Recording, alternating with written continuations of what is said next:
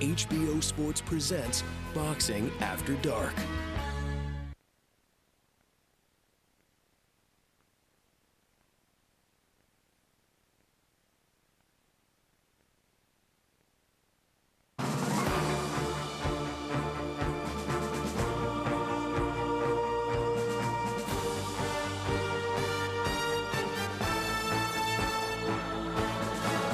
The following is a presentation of HBO Sports.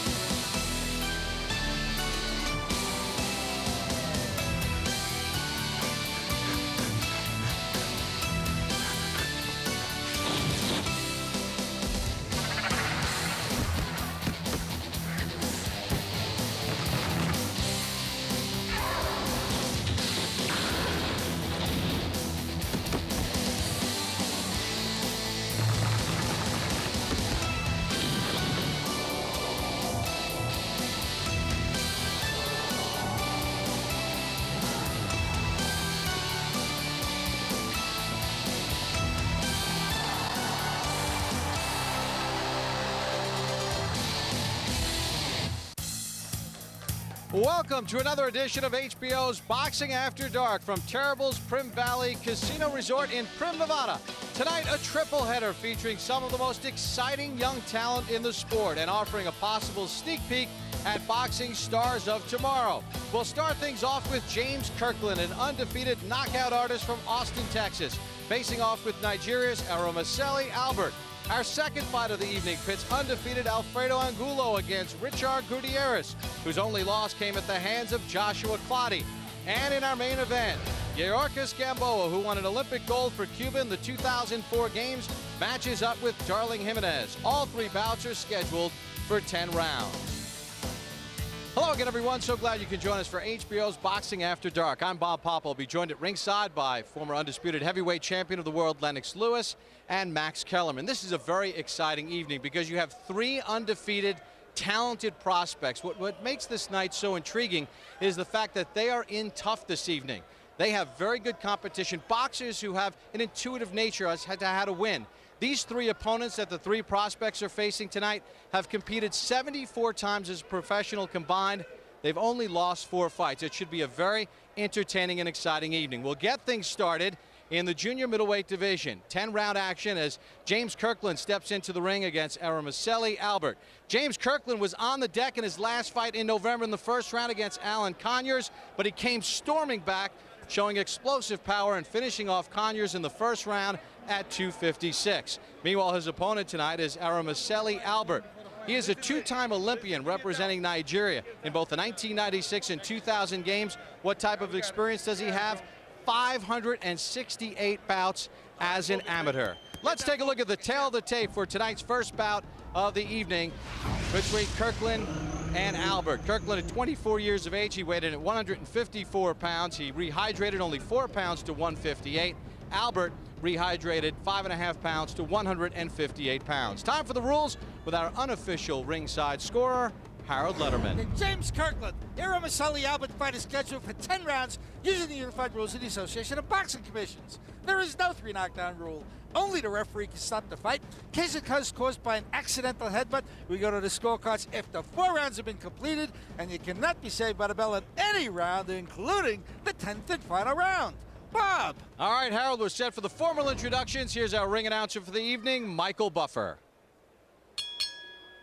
Ladies and gentlemen from Terrible's Prim Valley Casino Resorts, Nevada, welcome to the Buffalo Bill Arena, where tonight Gary Shaw Promotions and Arena Box Promotions, in association with Affliction Clothing, are proud to present Boxing After Dark on HBO. All the bouts tonight are sanctioned by the Nevada State Athletic Commission. The 3 judges assigned to ringside for this first bout, Dick House, Jerry Roth, and Paul Smith. And inside the ring, your referee in charge of the action, Joe Cortez. And now 10 rounds of boxing. This is in the light middleweight division. On the line, the vacant NABO championship. Introducing first, fighting out of the blue corner, wearing green and white official weight, 152 1/2 pounds. An outstanding professional record consisting of 22 bouts, 21 victories, including 10 knockouts, only 1 defeat. Fighting out of Miami, Florida, Hermoselli, Bad Boy Albert.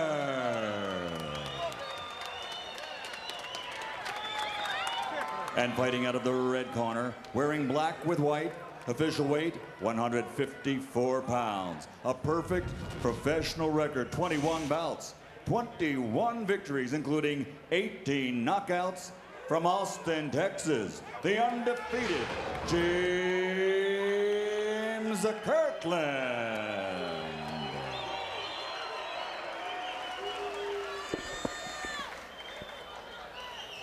All right, gentlemen, step back, step back.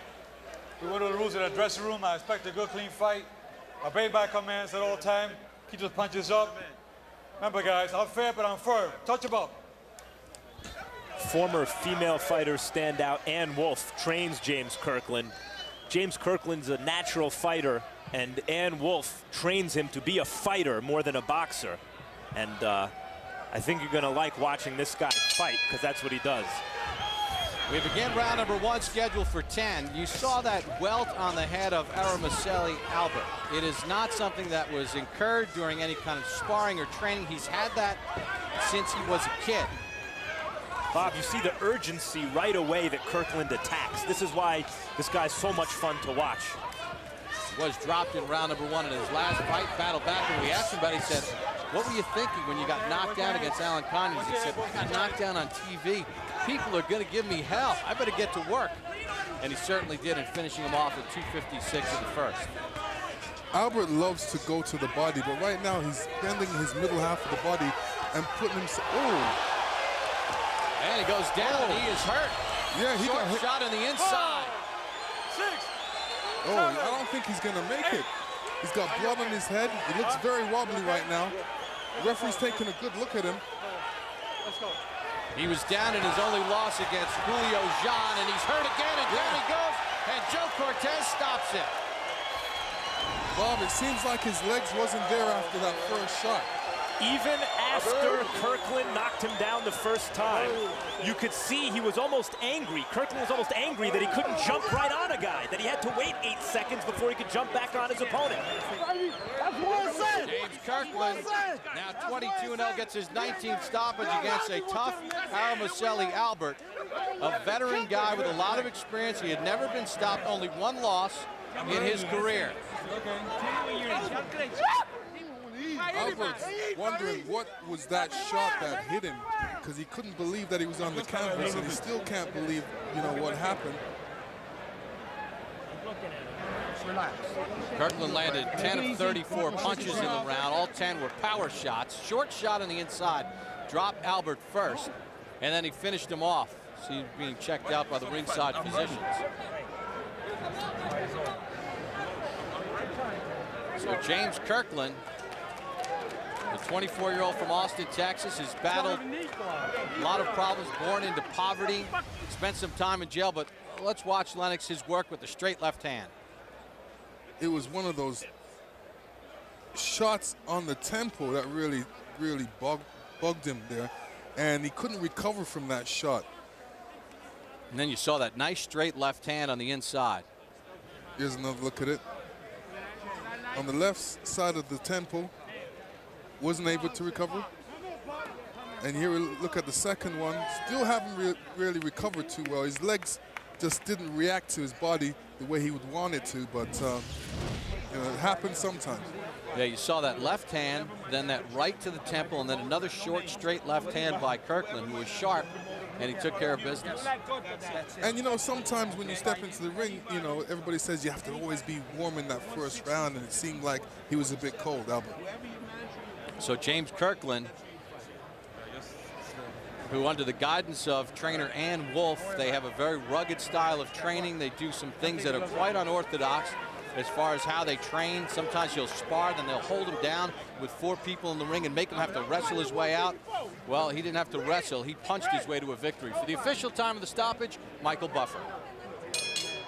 Ladies and gentlemen, he's still undefeated. His record now 22-0, 19 KOs from Austin, Texas, James Kirkland. So James Kirkland loses Aramacelli Albert 106 of round number 1 with some very crisp, quick, impressive punches. He didn't have to throw a whole lot in round number 1, Lennox, to get it all done. No. But he was very effective as far as his punches were concerned. As you take a look at the final punch stats, he threw 34 in that minute 6, and he landed 10. And he wasn't messing around with the jab or anything like that as far as his connects, because when you get to the power numbers, 10 of 34 total punches, and all the punches landed were power shots. And that blistering left hand to the head of Aramacelli Albert was the key, 10 of 31 in the power category. So James Kirkland makes fast work of Aramacelli Albert. Albert had wanted this fight back in November. He felt that Kirkland was ducking him. He got the fight in May, and he probably wishes he never had the fight. James Kirkland, the winner. He's with Max Kellerman. James, congratulations on a spectacular knockout. The way you jump on your opponent, Albert, tonight, what are you thinking moments before the opening bell? I just want to have a good time, have a good fight, and show the fans is what it's at. You know, I'm coming to fight every time, and, you know, be able to fight anybody, any weight class. I'm just ready to fight. After you knocked him down and you had to wait for the mandatory 8, you almost looked angry, like you had to wait 8 seconds to fight this guy some more. What were you feeling after the knockdown?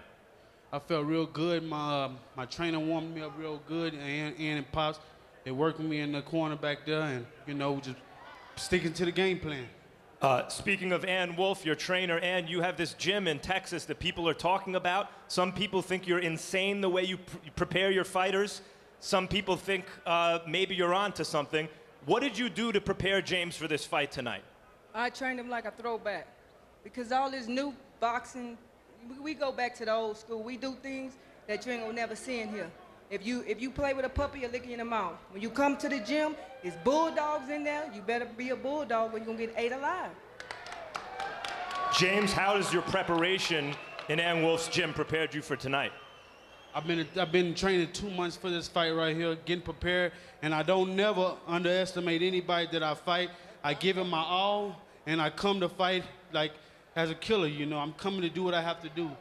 James, quickly, before we let you go, who are you looking out there at 154 pounds or any weight class that you really want? 154, I want to take it all, so anybody in that weight class, I'm ready, and I'm waiting, and I'm ready to enjoy ready for anybody. Eat. Thanks, James. Bob? All right, Max. Well, a very impressive performance by James Kirkland. He's got Ann Wolf. She was a talented fighter when she was in the ring. And Pops Billingsley is someone who helped James Kirkland really get his life on track, because he was headed for nowhere fast, had trouble with the law, but he stayed focused on his craft. And Lennox, we saw him dismantle a veteran guy in Albert, someone with a lot of experience who had never been stopped before. We've talked about his unorthodox training methods with Ann Wolf. What did you see out of James Kirkland that you liked in this fight tonight? Well, you know, he came out with the mental aspect. You know, he came out like a caged animal. He just wanted to search and destroy, and that's what he did. He didn't want to waste any punches. He just wanted to go out there and fight. You know, he was hungry for this fight, and he definitely showed it tonight.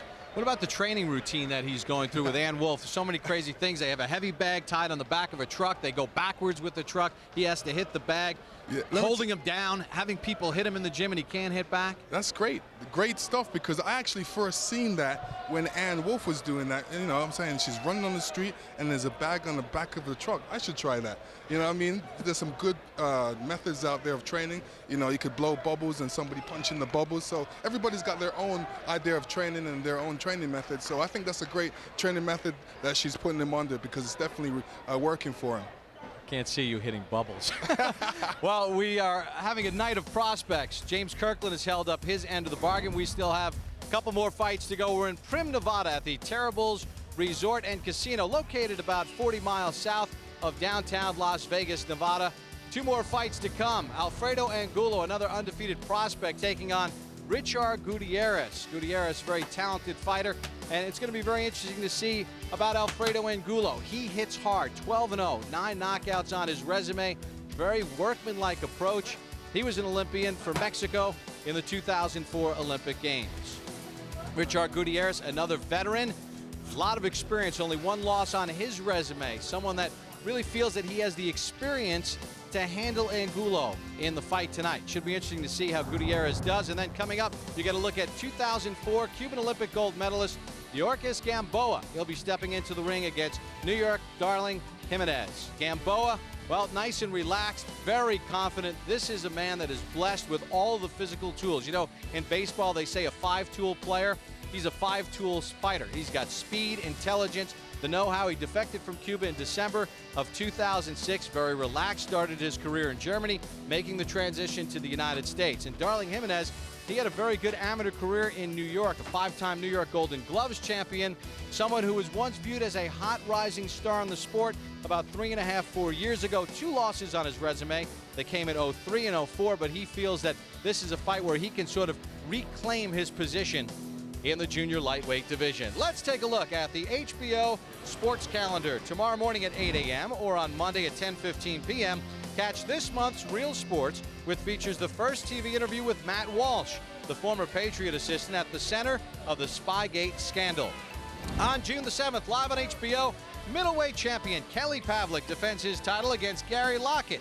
And Daniel Ponce de Leon puts his 122-pound belt on the line against Juan Manuel Lopez. On June the 11th, it's the premiere of our latest sports documentary. Back 9 at Cherry Hills, the legends of the 1960 U.S. Open. Hogan, Palmer, and Nicholas were all there, battling to an unforgettable finish. On June the 21st, Boxing After Dark returns with rising star Andre Berto matching up with Mickey Rodriguez. Also squaring off that night, undefeated heavyweight prospects Chris Arreola and Chaz Witherspoon. 1 week later, live on HBO pay-per-view, Manny Pacquiao challenges David Diaz for Diaz's 135-pound title. On July the 12th, heavyweight titleist Vladimir Klitschko takes on Tony Thompson, live from Hamburg, Germany. For all this and more, log on to HBO.com.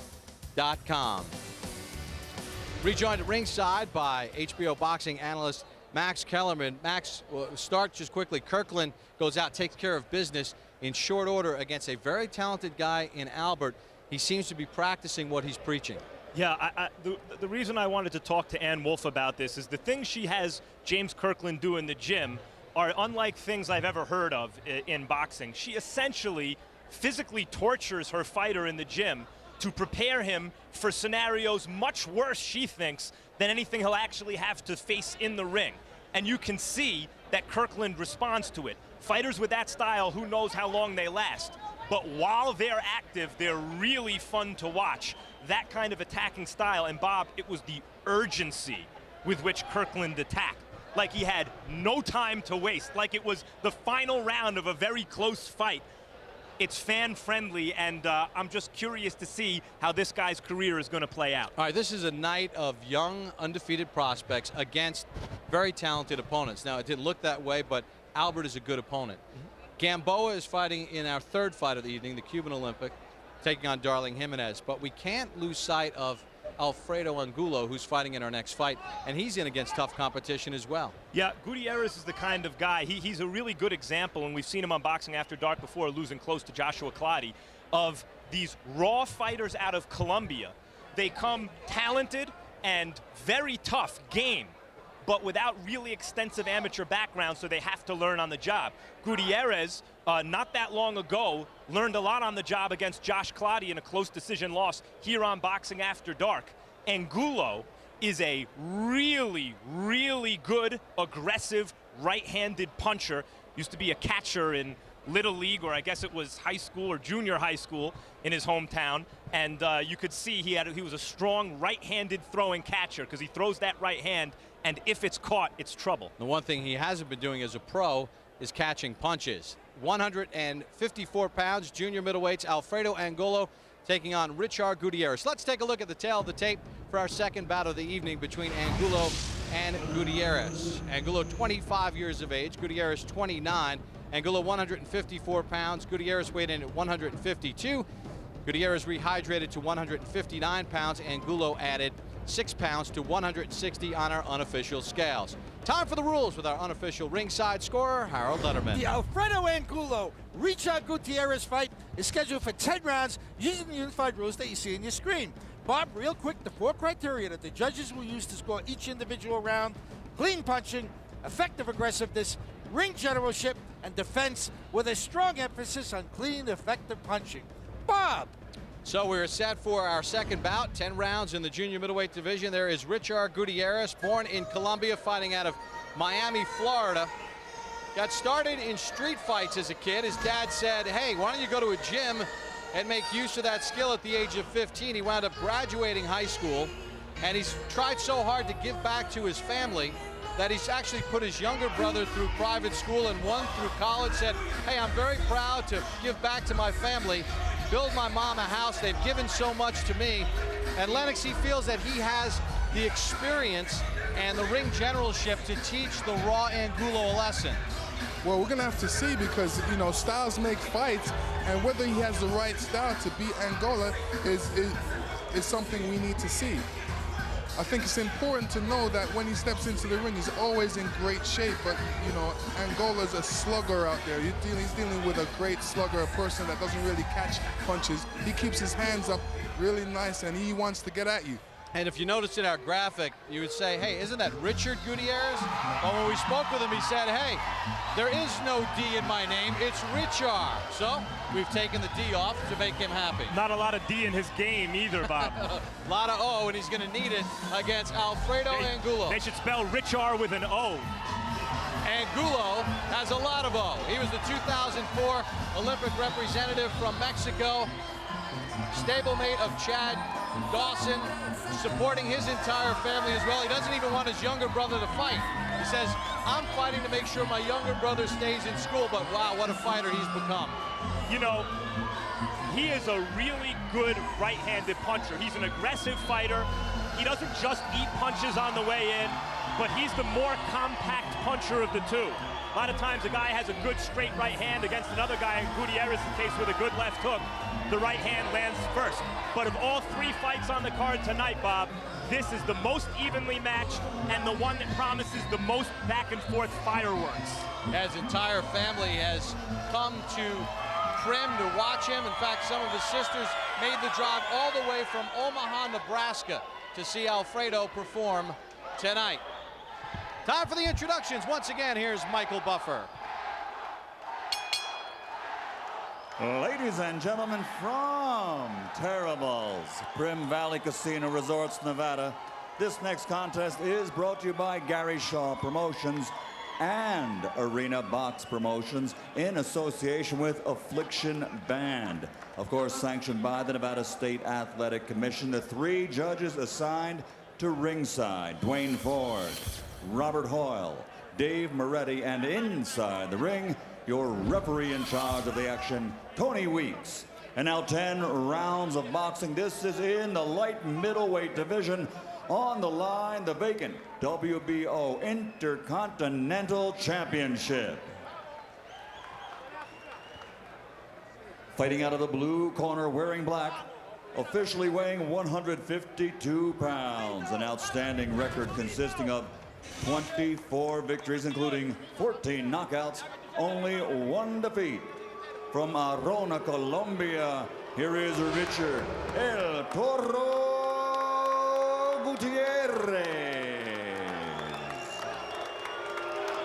And fighting out of the red corner, wearing black with silver, official weight 154 pounds. A perfect professional record consisting of 12 bouts, 12 victories, including 9 knockouts.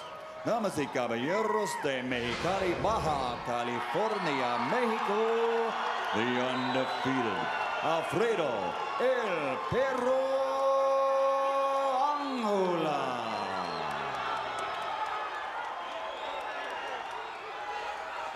Take it up.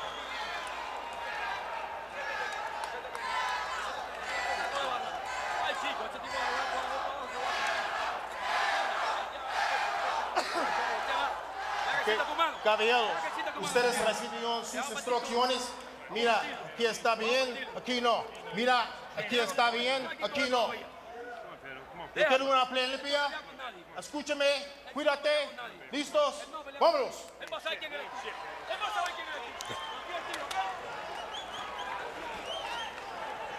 Angulo goes by the nickname El Perro, which means dog. His people say that out of the ring he's like a puppy, but he has the tenacity of a pit bull.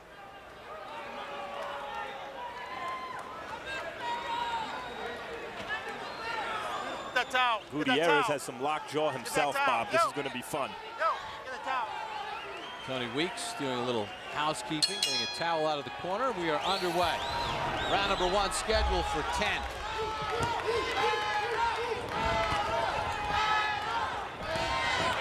Gutierrez has the red gloves, Angulo with the black.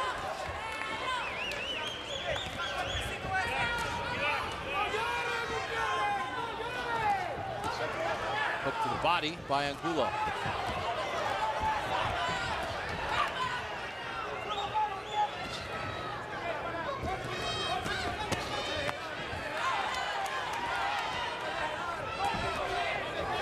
Gutierrez said that Angulo will come forward and I'll be able to pick him apart. Second time we've seen Gutierrez brought in as the opponent. The first time he was undefeated, fought Joshua Clottey, and Clottey, it turns out, is an elite fighter. A win against Gutierrez is meaningful. If you can beat this guy, maybe if Angulo does, he's elite, but a win is far from a certainty here. This is a kind of a pick 'em kind of fight. No feeling out process. Good uppercut by Gutierrez. And if you notice, both styles are very complementary to each other. And Gutierrez has a style, a more boxing style.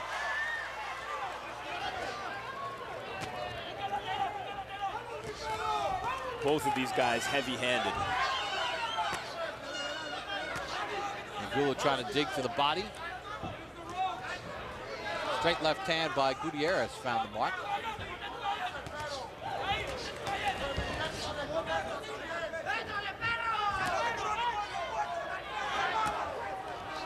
Chopping left from Gutierrez. They exchange big shots.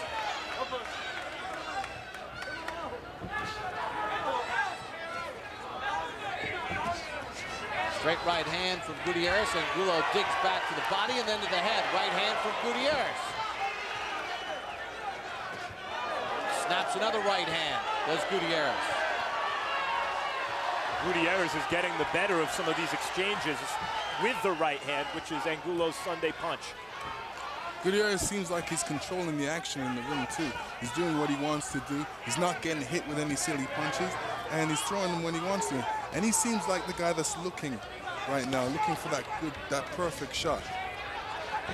Gutierrez again used the jab. Good left hook to the body by Angulo. Gutierrez fires a right to the body, caught the elbow of Angulo. Angulo seems to be saying to himself he's doing the backing up. He wants to study the situation more and see what kind of combinations he can throw. Angulo trying to finish off the round in fine form. Good action in round 1.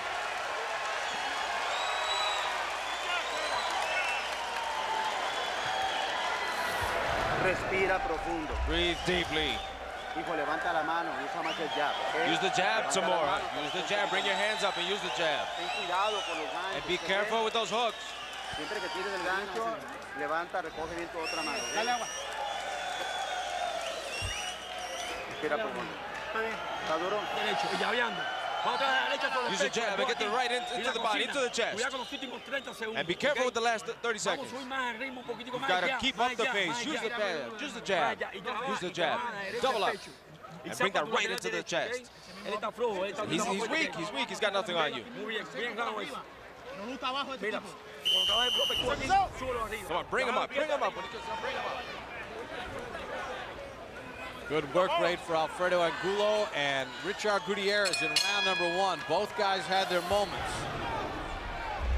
Did Angulo steal the round with that flurry at the end of the first? Did seem to hurt Gutierrez there, Bob. It looked like to me a little at the end. I didn't think he hurt him. What he did was just throw a lot of good punches and caught him with a few. Both guys showing good chin so far.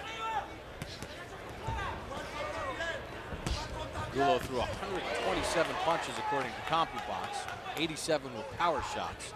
Landed 33 of 127. Gutierrez a little bit more economical with 70, landing 24 of 70.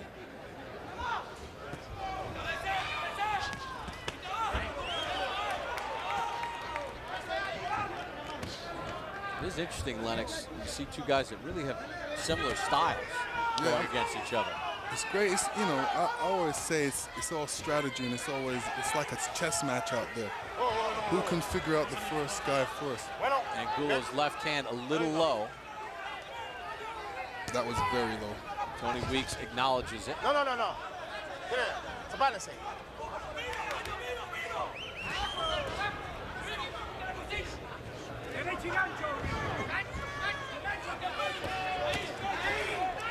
Angulo seems like he's giving up ground. I don't think he needs to really give up ground. I think he needs to go forward. Went forward with a right hand, then a left hand, backing up Gutierrez. Both exchange in the middle of the ring. You know, if there is a difference technically between the two, while Gutierrez seems to feel okay on his toes, Angulo punches straighter. Angulo hooks to the body after landing a right hand. Angulo has a cut on the right side of his head. Didn't see the punch that caught him there. Angulo digging with both hands to the body, effectively. And in those exchanges, when the hands are really flying, those straighter punches, those more direct punches, could tell the difference. Yeah, Gutierrez is elected to go on his toes. I think he's better on his toes. You know, standing there, walking forward and getting hit and trading shots isn't a good style for him. When, you know, when you're a good boxer, I think you should go back to your boxing, use that jab and use that footwork. As I mentioned, a lot of these Colombian fighters we see, real good punchers, talented guys, they're tough, but without extensive international experience in the amateurs, they're at a disadvantage against similarly talented fighters at the professional level. So Gutierrez moments ago over a straight back, ate a left hand. Final seconds of the second round scheduled for 10. Great action. Chopping right hand by Angulo to end the round.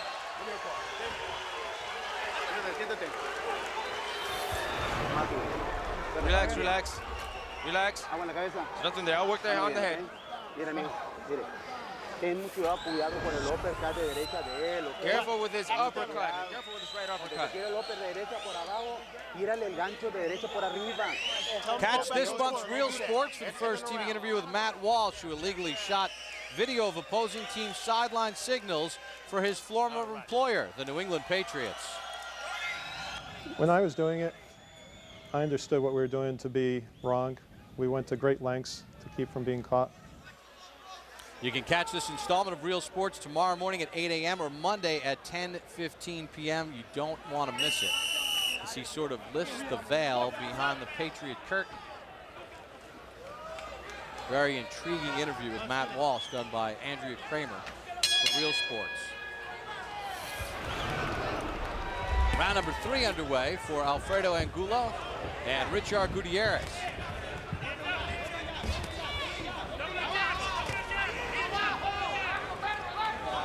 Angulo had a good second round as he landed the more telling blow. You know, when both boxers have similar styles like that, you have to really be concerned about the head because they both duck inwards.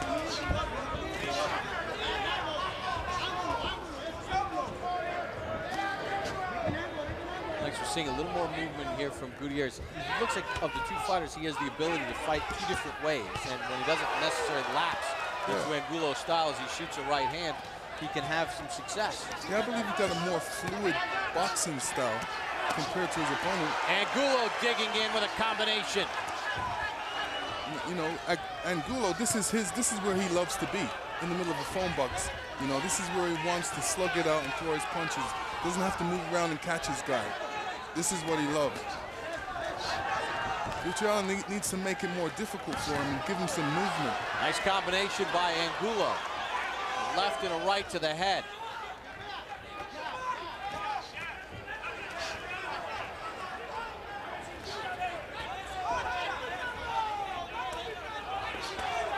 Body shots from Angulo.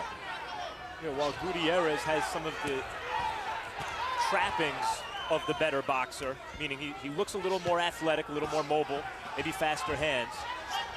It's Angulo's superior technique that has told the difference so far. They switched southpaw there, and he was able to land his left hand to the body and then to the head.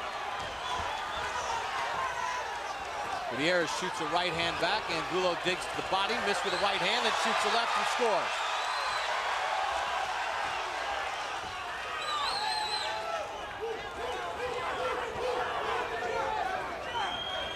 Tremendous work rate for both.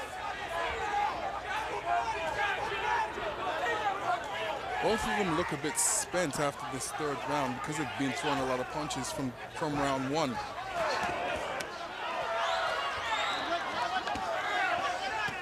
Gutierrez trying to hammer the body, but it's getting picked off. Gutierrez is looking a bit sloppy in there. He needs to take a step back and study the situation and use his boxing talent. He's got a great jab he's not using. Like I said, he's electing to go in and slug it out, but he's not using his boxing. He's not using ring generalship like he should be. Lapsing into Angulo's fight.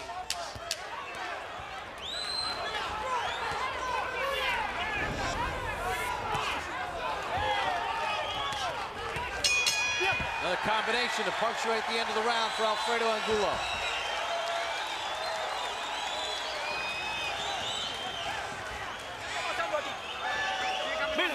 Look at me. Look at me. Look at me. Look at me again. What's happening?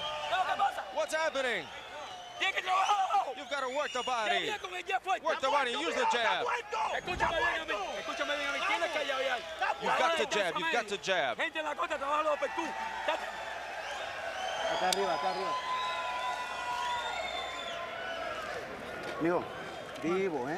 Look alive. Look alive now. Look alive. And two punches. Two punches. Come on, breathe deeply now.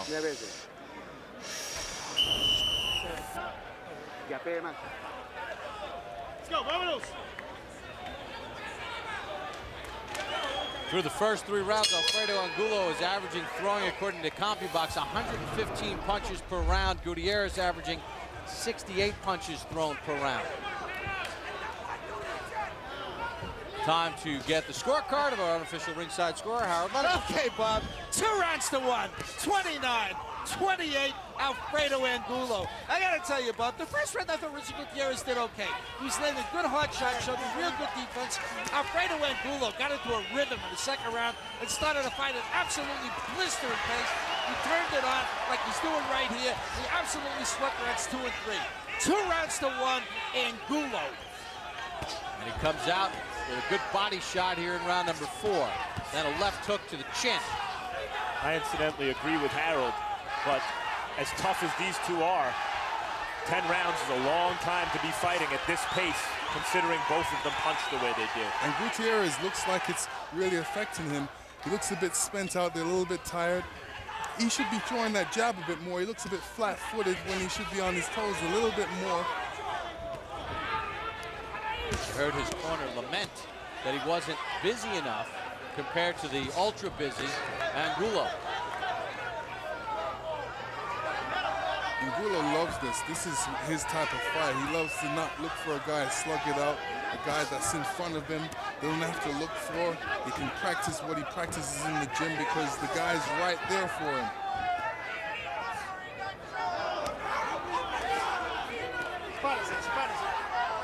These two are not looking to clinch at all.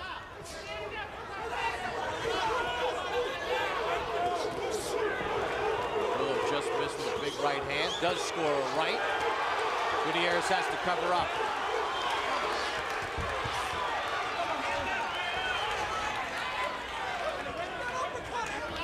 Gutierrez saying, let's go. That's more, wants Angulo to go. Left hand to the body. by Angulo. Gutierrez is talking to him and saying, let's go, come on. Yeah, apparently Angulo isn't stationary enough for Gutierrez. Gutierrez wants an even more macho opponent to stand in front of him.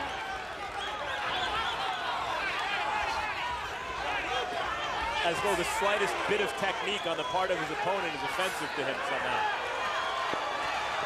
Angulo gives just enough movement to dip away from some of those right hands from Gutierrez. And he digs to the body again.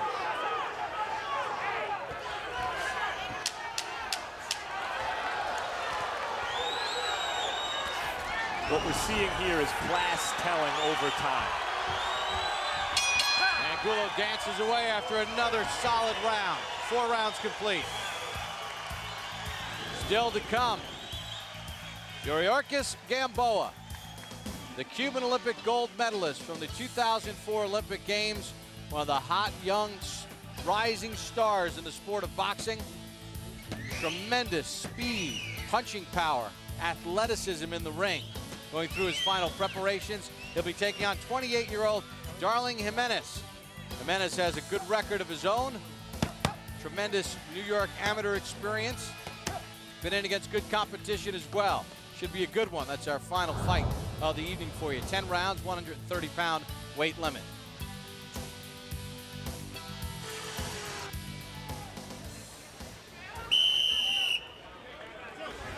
Gutierrez. Angulo is going to throw a good right hand here.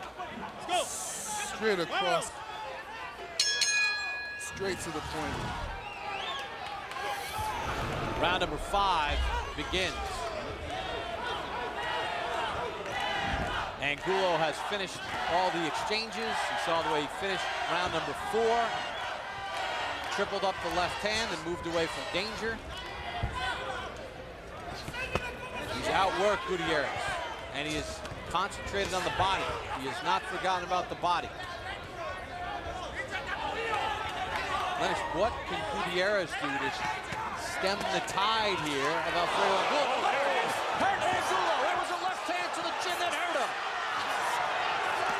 There's the answer to your question. He's a one-punch banger, Gutierrez, and that left hook. And something was coming because he was saving all his energy for that one big punch. Now does Angulo have the know-how how to tie his man up and stem the tide? Oh, he's awake. That punch didn't really affect him. That was just a wake-up punch for him. Gutierrez needs to come back and put the pressure on. He needs to start everything off with a jab. He's looking just to get in there and throw that left hook right hand. But if he starts it off with a jab, it may open more doors for him. As Richard Gutierrez changed the complexion of this fight. Here in round number 5, chops the right hand, throws the left to the ear.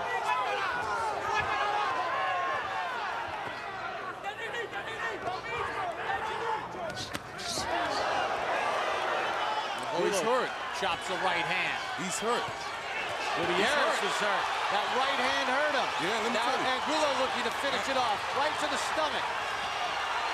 Gutierrez hurt here in round 5. Angulo puts his hands together. What a chin Gutierrez has. He's taking some bombs. Right hand just missed. Gutierrez trying to hold on.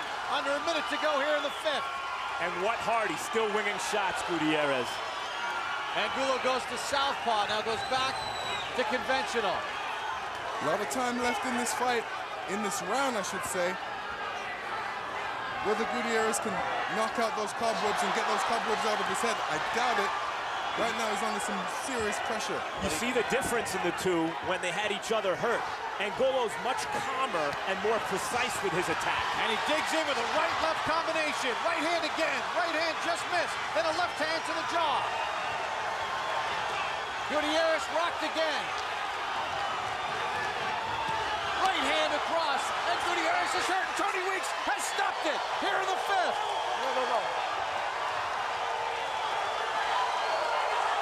And that's a case of Gutierrez's chin and heart actually working against him. Had he been put down at some point or held, Weeks would likely have not stopped the fight.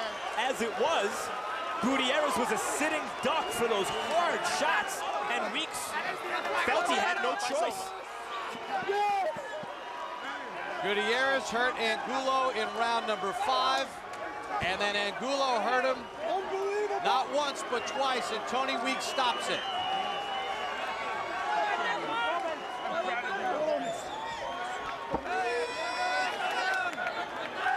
His girlfriend Jessica, mom Rebecca, and entire Angulo family made the trip here to Prim.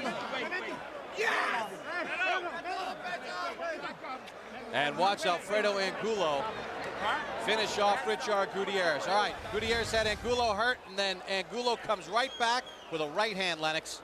And this is the punch that really turned things around. Caught him on the top of the head, then on the chin, then the right hand again, and he was definitely hurt. Angulo studying the situation. This is the end where the referee stops it. Still studying the situation. As you can see, Gutierrez is not steady on his legs. Referee's jumping in there, didn't want him to take any more punishment and stop the fight. Here it is. You think it was a good stoppage, Lennox? There was a right, then a left hand to the chin, and kind of hit the chest and the chin. He was off balance. Obviously, he was hurt. He did not go down. Do you agree with the stoppage? Yeah, you know, I would have rather him go down before he got stopped, but you know, referee's closer to the situation and can tell what's going on in there, so you know, I can't argue with the referee at that point. Harold, your thoughts quickly on the stoppage. You know, Bob, a lot of referees will let it go one knockdown. My theory on it is, you know, you're always better off stopping it a little too soon than a little too late. I mean, this week we saw a fight where a guy took a terrible beating. We wouldn't want to see that here. So I think Tony Weeks did a good job. But certainly, Gutierrez is going to yell that he was entitled to one knockdown. All right, let's get the official time of the stoppage as Alfredo Angulo stops Richard Gutierrez in round number 5. Once again, Michael Buffer. Ladies and gentlemen, before we give the official time, a round of applause for these two junior middleweights in the ring. A great give and take battle, but it came to an end. At 2 minutes, 48 seconds, round number 5, the winner by TKO, still undefeated, Alfredo El Perro Angulo. Alfredo Angulo stopping Richard Gutierrez in a very entertaining fight in round number 5. We take a look at the total punches. Angulo very busy in this fight as he just had a non-stop work rate in this fight. 585 punches through 5 rounds, not even 5 rounds complete. Much busier, throwing 252 more punches, 262 more punches in the fight, 29%. We take a look at the power punches, mostly power punches, as these two were involved in a slugfest as they both let the power numbers fly. 412 power punches thrown by Angulo, heavy-handed. He landed 129, 31%. He got hurt, but he was able to come back and he was able to get it done because he remained under control, and then he hurt Gutierrez with the right hand. Alfredo Angulo now 13-0, gets his 10th stoppage. He's in the ring with Max. Congratulations, Alfredo, on a sensational stoppage win. An eventful last round. Describe it. Sí, fue un round donde tuve la oportunidad de ponerlo mal y él tuvo la oportunidad de conectarme un golpe también que sí lo sentí, pero gracias a la preparación que traigo y al apoyo del público que está aquí. It was a round where it was difficult, but I was able to hurt him, and he was able to catch me also. But thanks to my preparation and thanks to all the public here, I was able to come through. He hurt you with a left hook. How badly were you hurt? Con un gancho sí lo sentí, pero no podía defraudar a la gente que vino a verme, ni mucho menos a HBO. It was with a left hook, and he did hurt me, yes, but I couldn't let the people down, and I couldn't let HBO down. When you hurt him, you seemed calmer in your approach to try to get the stoppage. Can you describe when you felt you had the fight won and how you stopped him? Sabía que lo había puesto mal. Al principio me desesperé por querer parar el pleito, pero pensé y porque realmente un boxeador tiene que pensar con la cabeza fría arriba del ring. De primero se me calentó, me calmé y tuve la oportunidad de tirar mis combinaciones y lograr que el referee parara la pelea. I heard him. I was a little anxious, and I tried to force it, but then I thought, because as a boxer you have to think, and then I thought about my combinations, thought about finishing it off in the long run, and then that's how it worked out. Okay, a spectacular stoppage win on nationally televised, in a nationally televised fight here on HBO. Anyone out there you're looking for at 154 pounds?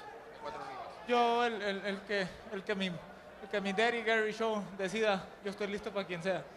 Whoever my team and Gary Shaw decides, I'm ready for whoever is next. Thank you very much, and congratulations again. Oh, muchas gracias a HBO. Muchas gracias. Bob. All right, Max, impressive performance by Alfredo Angulo, stopping Richard Gutierrez in the 5th. We are at the Terrible's Prim Resort and Casino in Prim, Nevada. And we're getting set for our 3rd bout on a night of talented young prospects as Yuriorkis Gamboa takes on Darling Jimenez in a 10-round, 130-pound showdown. Let's take a look at the HBO sports calendar. Tomorrow morning at 8 a.m. or Monday at 10:15 p.m. Don't miss this month's Real Sports, which features the first TV interview with Matt Walsh, the former Patriots assistant at the center of Spygate. June the 7th, live on HBO, middleweight champ Kelly Pavlik defends his title against Gary Lockett. And Daniel Ponce de Leon risks his 122-pound belt against Juan Manuel Lopez. On June the 11th, it's the premiere of our latest sports documentary, Back 9 at Cherry Hills, the legends of the 1960 U.S. Open. A true classic as Ben Hogan, Arnold Palmer, and Jack Nicklaus battled one another in a memorable Sunday finale. On June 21st, Boxing After Dark returns with hot prospect Andre Berto taking on Mickey Rodriguez. Also that night, Chris Arreola faces off with Chaz Witherspoon in a battle of undefeated young heavyweights. 1 week later, live on HBO pay-per-view, David Diaz defends his portion of the lightweight title against Filipino star Manny Pacquiao. On July 12th, live from Hamburg, Germany, heavyweight titleist Vladimir Klitschko takes on Tony Thompson. For all this and more, log on to HBO.com. So we're getting set for our 3rd bout of the evening in the 130-pound division as Yuriorkis Gamboa, the Cuban gold medalist from the 2004 Olympic Games, will be stepping into the ring against Darling Jimenez. Gamboa defected to the United States in December of 2006. In fact, he sold his Olympic gold medal in order to give his daughter a suitable first birthday party. With this being an Olympic year, he says it's a very emotional time when he thinks about his medal, but he's got his eye focused on a professional career, and he is one of the hot young rising stars in boxing. I'm joined once again at ringside by the undisputed heavyweight champion of the world, former undisputed heavyweight champion of the world, Lennox Lewis. Lennox, there have been a lot of boxers that have defected from Cuba in the last 12 to 14 years or so. A lot of guys have not been able to achieve the true superstardom. What is it about Gamboa that makes him special, and why have some of the Cuban boxers had trouble defecting when they've come to the pro game? Well, Gamboa is very special. He's very quick, very fast with his legs. He throws lightning fast punches. He kind of reminds me of Medrick Taylor, the way how he slips punches. And, you know, the only thing that I could say that, you know, some boxers step and drop by the wayside when they come to America because there's so many different things that they haven't seen before. But Gamboa, he's great at it, and the fact that, you know, he's focused, he's still young, and he wants to be a champion. This is his time to shine on HBO, and he wants to prove to the world that, you know, he's a man to be reckoned with. Well, the Gamboa people feel that one of the key components to him being very successful as a professional is the fact that they have surrounded him with a very good team. Max, from a skill standpoint, what makes Gamboa such a hot prospect? Well, as Lennox mentioned, and as you mentioned, he's a potential star.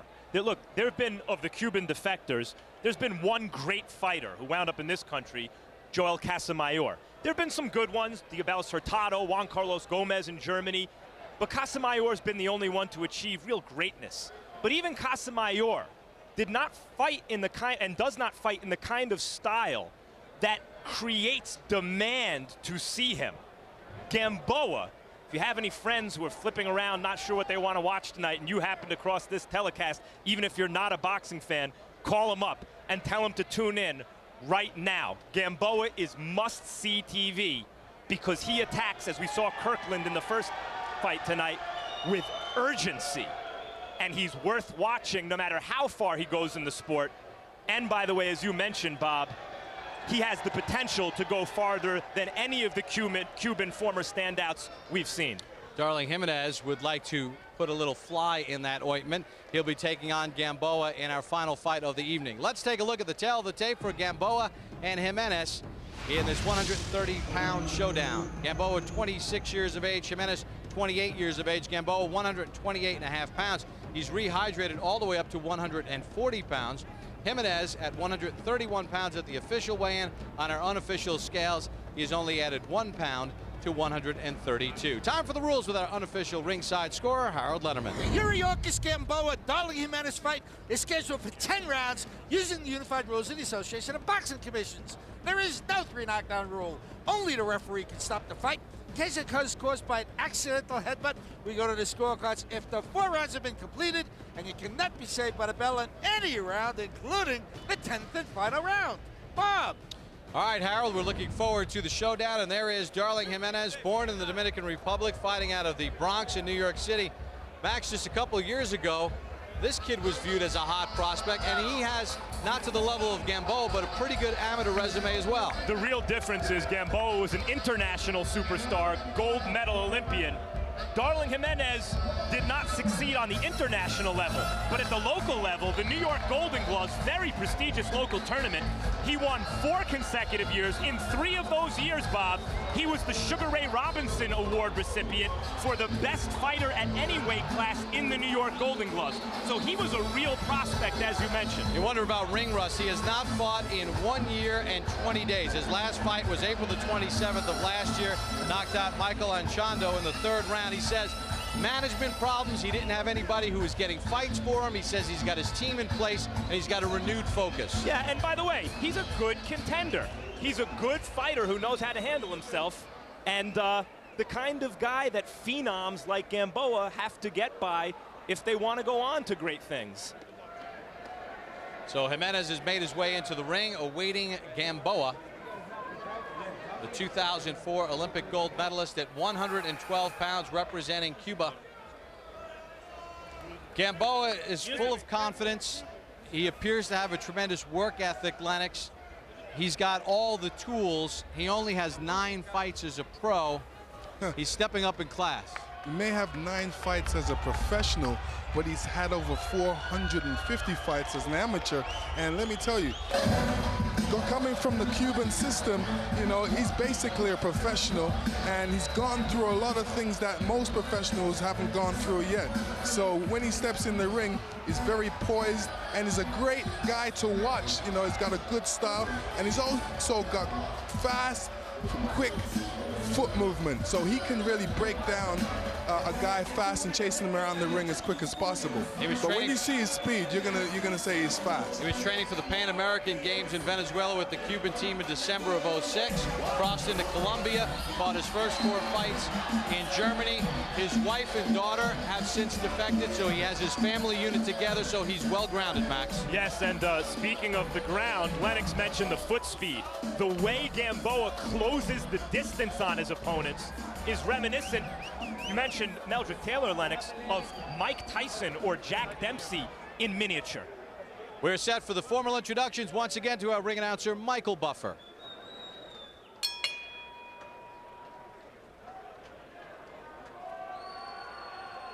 Ladies and gentlemen, from Terrible's Prim Valley Casino Resorts of Nevada and the Buffalo Bill Arena, this is the 3rd and final bout of a sensational triple header in boxing, the Night of the Rising Stars, brought to you by Gary Shaw Promotions and Arena Box Promotions in association with Affliction Band.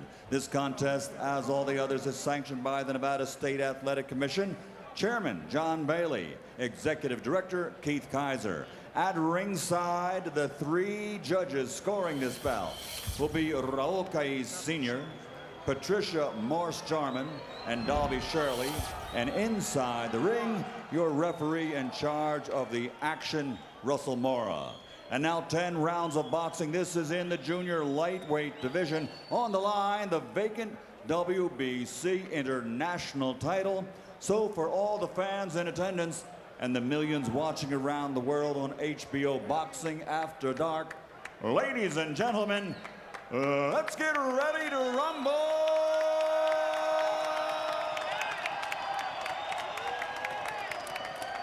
Fighting out of the blue corner, wearing black, official weight 131 pounds. His professional record, 23 victories, including 14 knockouts, 2 defeats, 2 bouts even. Fighting out of Yonkers, New York, Darling Scorpion Jimenez.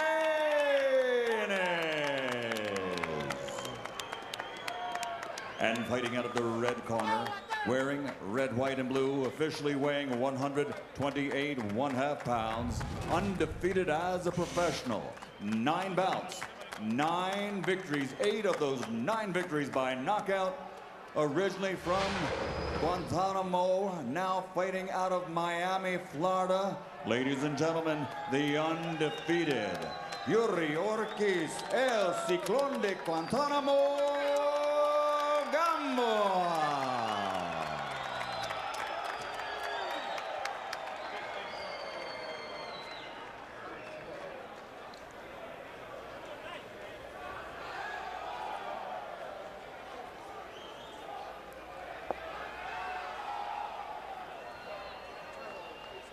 Okay, take your time. Okay.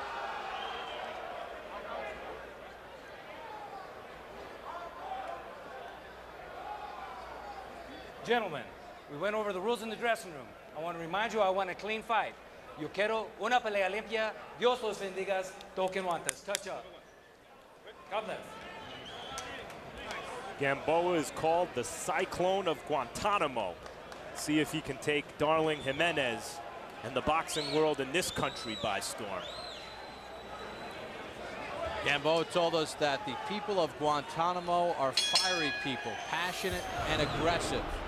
That's what I bring into the ring. He starts out with a left hand in aggressive fashion.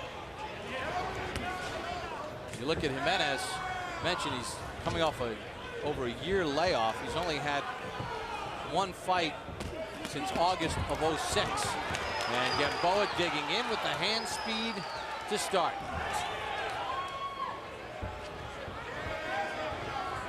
You can see the Meldrick Taylor comparison, Lennox, that you made earlier, but Gamboa is a better puncher than Meldrick Taylor was.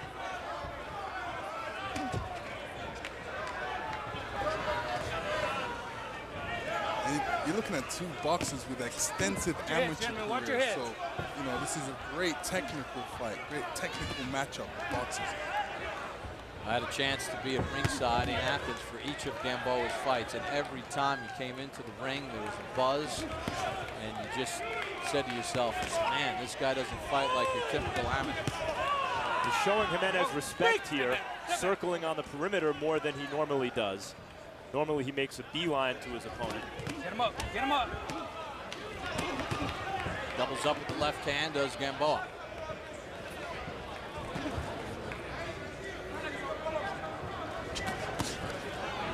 Break! Step back, no. Watch your shoulders, watch your shoulders. Exchange lefts. Gamboa with a right hand that snuck in. And yet you see Jimenez able to hit him a couple times because his hands are down by his waist. I was going to say that his hands are down when he's making that attack, and that's a vital mistake he's making because he leaves himself open. And he also helps the other guy to help with the power of his shots when he goes in. You can see why he does keep his hands down, because he's so fast, he's able to get his punches off first anyway, but he's vulnerable to counter punches when he comes in that way, Gamboa is. Wind up with that left. Jimenez dips under it.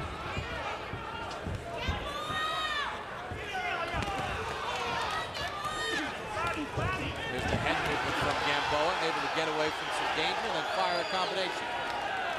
Just a sensational athlete, Gamboa.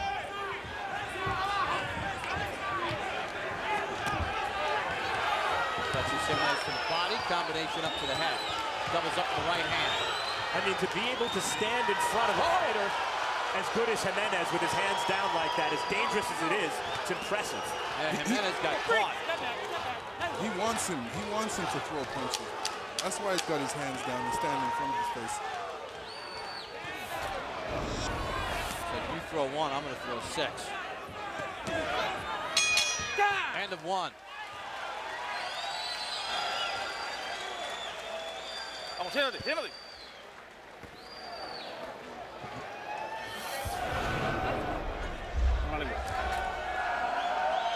Great, great. Estás trabajando bien. You're working very well. Estás trabajando bien. You're working real nice, intelligently. And now you got to work more with the left, more with the left, the fighting range. Measure him. And then go to the body. Go to the body, work the body. El tipo se está habilitando. No me cambie. Velocidad con el jab. Tranquilo. Tranquilo. Relax, relax, breathe. We're doing good.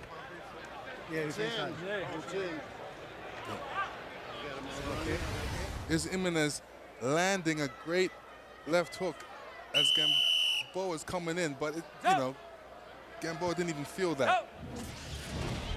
Go, coach. Go, coach. Go. See a little swelling under the left eye of Jimenez as we begin round number 2. Jimenez is a sharp puncher, but he's not a real strong puncher.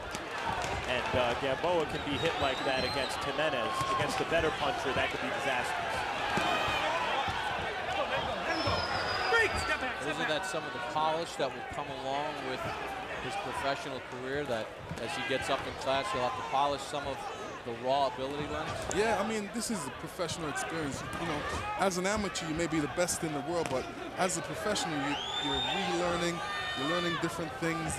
The pace is a lot slower, different scoring aspects of the fight. So he's off to a great start anyway.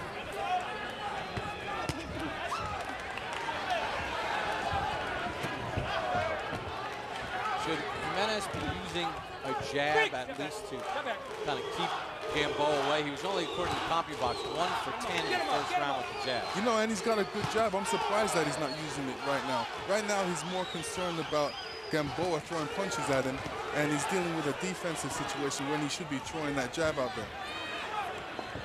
I think he's afraid to throw it right now because he's not catching him. So he's looking at punches that where he can catch Gamboa, and right now he's electing to throw a double left hook and trying to, you know, feed him to the left side and catch him with that left hook. Gamboa is not an easy opponent to hit. Great leg movement. And that's another reason he can keep his hands down, because his legs take him in and out of danger because he's got such a great in and out movement pattern, and that comes really from the amateurs. Funny, you asked him yesterday about some of the things that he learned while he was in Cuba at La Finca, which is the boxing camp for the elite boxers. He said some secrets stay. Yeah, well, I think there was a snake in there. Something about a poisonous snake, which he has to catch. You know, but we saw not that many years ago Nassim Hamed, who was not as accomplished an amateur, obviously, as Gamboa, but a featherweight with real talent. And when he stepped up against world-class fighters, though he continued to be successful for a while, guys like Kevin Kelly gave him more than he wanted. And, you know, Darling Jimenez is not Kevin Kelly. He's not bad. He's not quite a Kevin Kelly level fighter. The question's going to be, not that this contest is decided yet, but when Gamboa steps up one level past this, can he get away with some of this stuff? Well, sometimes guys usually drop their hands when they feel comfortable with the opponent that they're boxing with.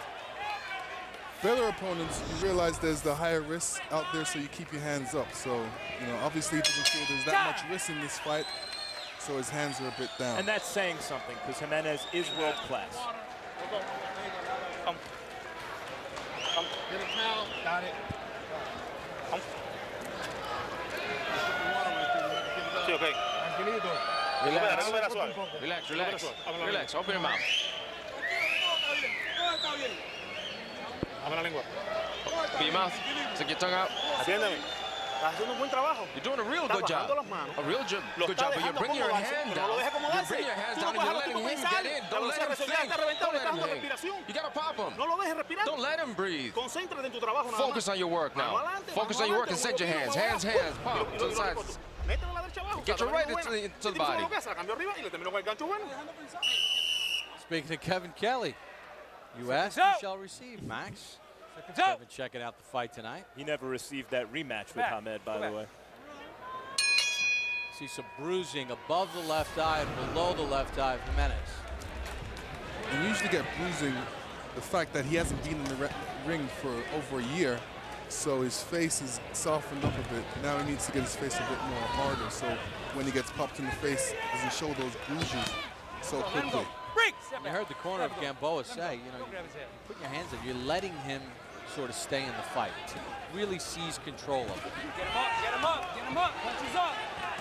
What his trainer's doing is really getting him back in focus in this fight and not making him relax and play too much. And, you know, there's still a lot of work to do out there, and there's a dangerous guy in front of you, so let's get serious and stay focused. Meanwhile, we're seeing the difference between a special kind of an athlete and a solid but more ordinary kind of an athlete. And in order for Jimenez to overcome the physical differences, he's going to have to, you know, fight in a way that he's maybe a little uncomfortable fighting and start to put on a lot more pressure. And that's what he told us yesterday in the fighter meetings. I'll apply a lot of pressure to take his speed away. He has not done that. But a more reckless pressure than this, I think. I think he's choosing his spots. Right now, he's just trying to figure out what's the best way to get in on Jimenez. And this is what he needs to do, throw that combination, but, you know, to stop and put your hands down is a mistake. And good boxers usually keep you honest with that.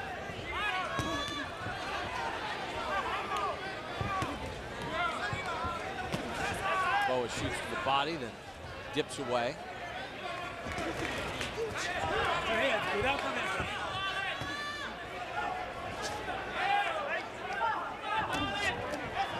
Right hand, then a left, touches Jimenez, then a right hand to the body.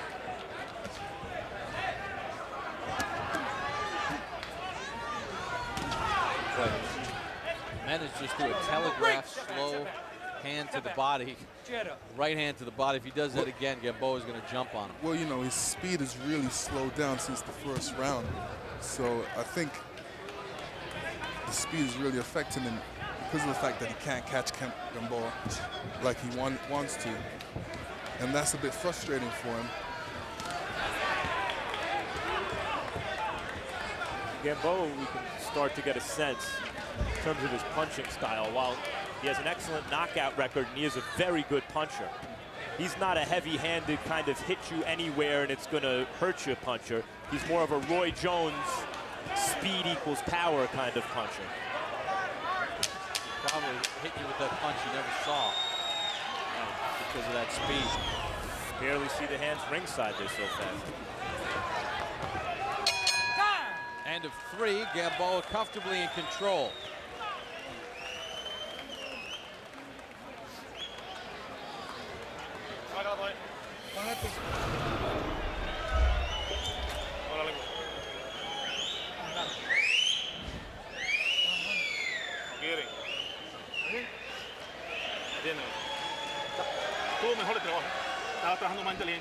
Now you're working intelligently. You know, and his pace is slowing. His pace is slowing, and ours is building. Ours is building. Come on, and change it up. Don't let him breathe now. Don't let him breathe. Attack his body. Attack his body. Put a right hook into the body. And then up to the face. Come on, look alive. Look alive. Let's go. Seconds up. Let's go. We get set for the start of round number 4 for Yuriorkis Gamboa and Darling Jimenez. Let's check in with our unofficial ringside scorer, Harold Letterman. Okay, Bob. 3 rounds to nothing, 30-27, Yuriorkis Gamboa. Bob, you know, you've been talking about his hand speed, but I'll tell you what I like about Yuriorkis Gamboa. He moves real well. Beautiful ring generalship. Lands a good shot and steps to the side. He's never in front of this guy. He gets out of there. And that's why he carries his hands low, because he ain't going to get hit because he's moving. See that? Gets it a good shot, move to his right. Now he moves to his left. Beautiful ring generalship. 3-0, Gamboa. Well, except that as you were saying, he ain't going to get hit, Harold. He did take a couple shots because his hands were down. Yeah, but now Gamboa jumping on Jimenez. I think against Jimenez, he may get hit, and it ain't going to matter. Break! Step back, step back. Let's go.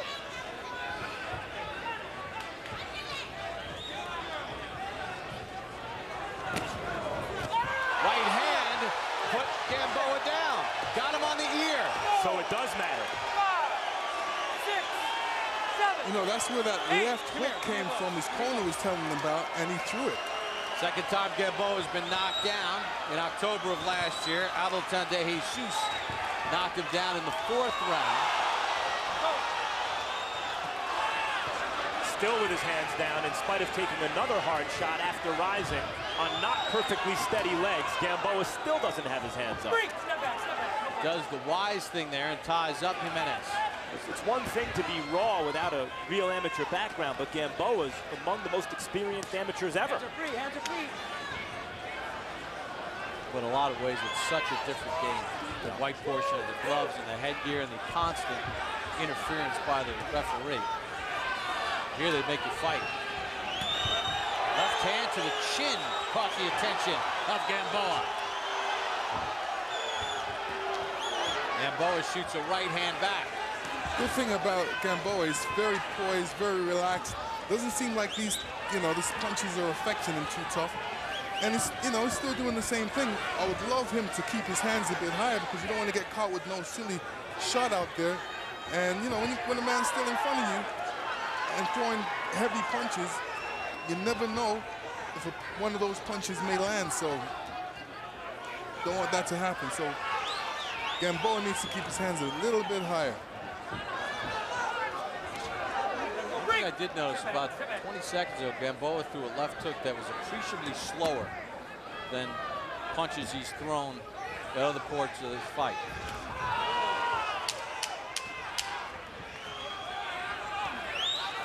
Story in round 4, Gamboa dropped by Jimenez.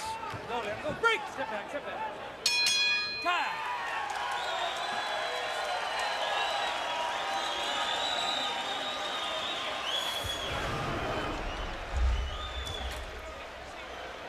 Gamboa tiene que ir de frente, tiene que ir de frente el tipo ese. No puedo tirar más agua. Abre la lengua. Open your mouth. Stick your tongue out. Stick your tongue out.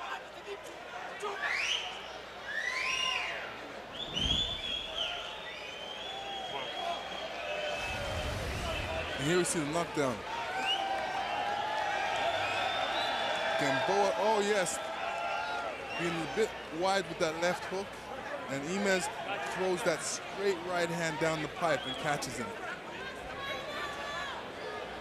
Got him right off to the ear and the temple too, Lennox. And if you know, he was kind of off balance a little bit because he was trying to go to his left, and that's what happens when you off balance a little bit and get caught with a punch, you go down.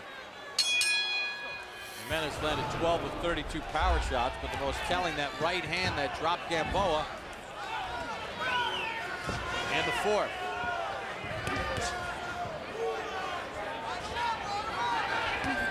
See if Jimenez can now use that and build upon it.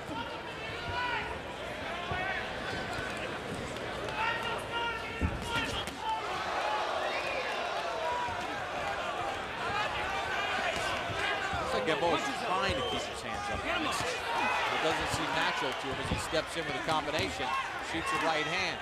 Jimenez picks some of it off, and then a short left inside. And that's the thing. If he's always fighting with his hands down, Gamboa, it's not so easy to unlearn that habit. Well, let me tell you what makes you learn that habit when you get hit and knocked out. And then you think, man, I should have kept my hands up.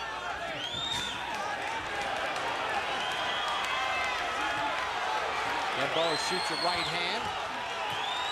Jimenez blocking most of that, looking for a counter shot. Can't get it off, though. Well, not a lot of that landed.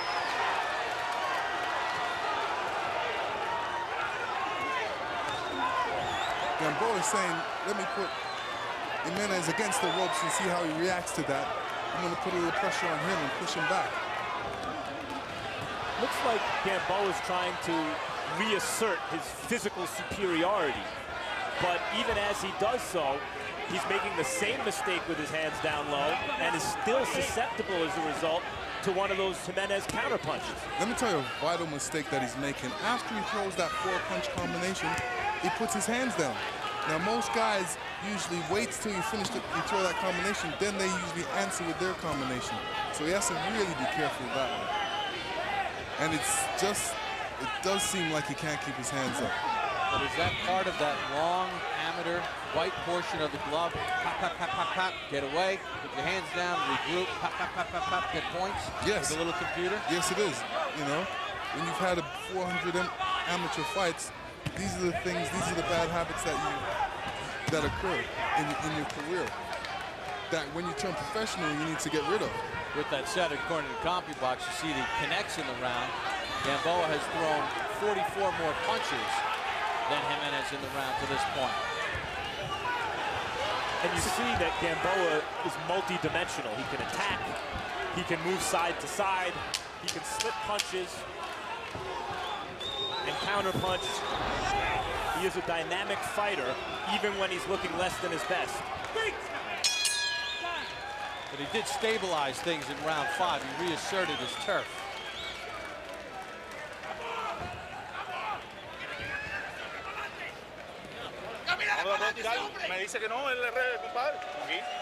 On June 3rd, HBO Sports kicks off a 10-week festival featuring encore presentations of some of our top sports films. Each Tuesday night on HBO and every Thursday night on HBO2, relive some of the most important stories ever told. It all starts June 3rd with a re-airing of Barbaro.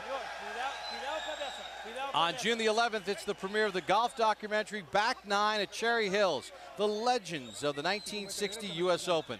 It's one of the classics when 3 generations of stars, Ben Hogan, Arnold Palmer, and Jack Nicklaus, battled to an epic finish. That is a must-see.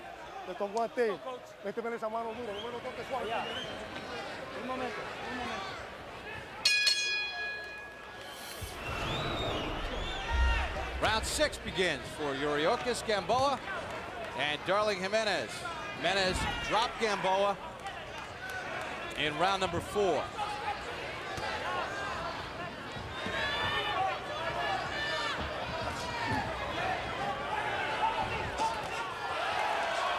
Jimenez shoots a right hand and another right hand finds the mark. It looks like Jimenez is now less impressed with Gamboa's physical advantages and figures, let me stick to more classical boxing technique and come what may. To Gamboa's credit, he took a pretty good shot and didn't back up.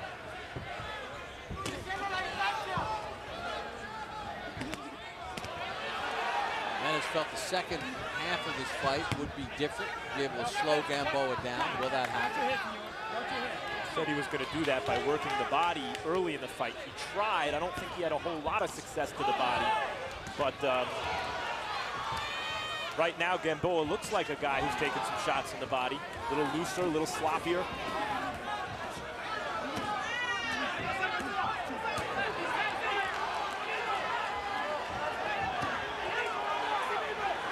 Well, a lot of that getting through from Gamboa, but he remains busy.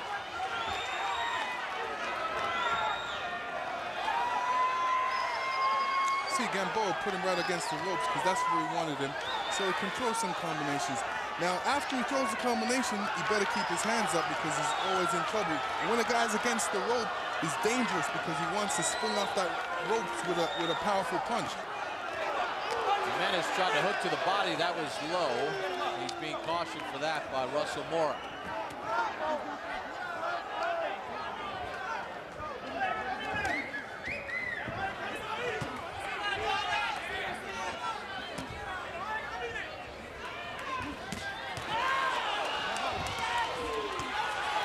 combination back by Gamboa after Jimenez landed a shot to the body. Jimenez blocking a lot of that, but he's not firing back. Meanwhile, as earlier I said, Jimenez may want to consider some more reckless pressure. And in fact, you can see I was wrong because his steady, consistent, professional pressure has bothered Gamboa in recent rounds. And it's ever increasing, steadily, subtly, more pressure every round. And he seems to be throwing punches with more disdain behind it, like he really wants to do some damage out there. Gamboa throws punches, Jimenez blocks it, but he does not counter them. And when he's blocking those punches, he's really standing in one spot. After Gamboa throws that combination to move to the side, Jimenez has to readjust.